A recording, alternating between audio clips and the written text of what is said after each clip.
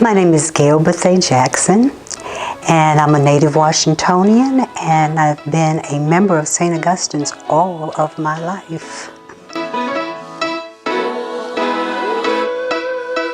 I went from an all-black elementary school, St. Augustine's, to a predominantly white Catholic high school that many people were not very happy that our class was the first pretty much predominantly black class to come in there. I pretty much kind of went in search of my own kind of, I guess, relationship with God at that point.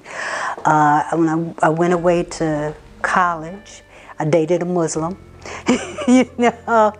I visited other churches. It wasn't until I came back home.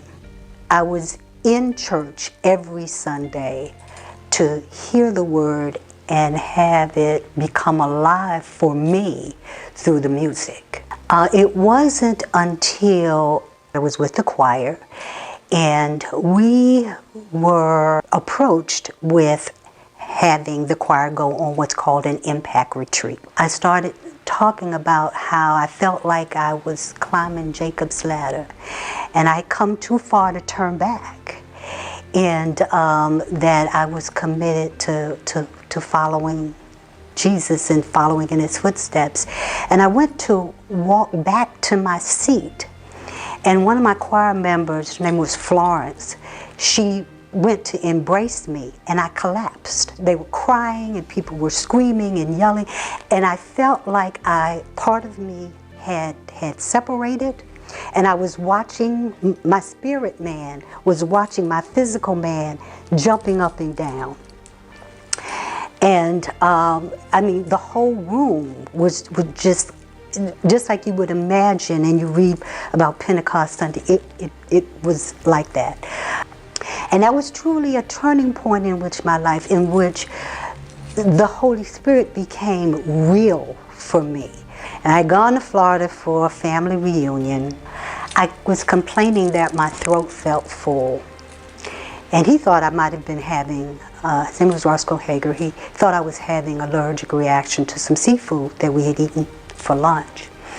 And he said to me, you know what, we're going to stop at a hospital. So I went. And I waited in the waiting room, and some of this I don't remember because of the trauma I have what's called psychogenic amnesia.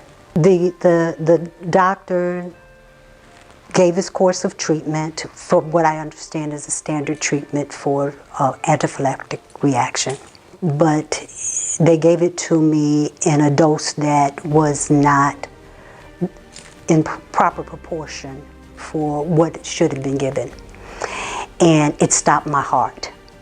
The rest, everybody knows what happened except for me, and I am told that I was defibrillated an unheard of 8 times.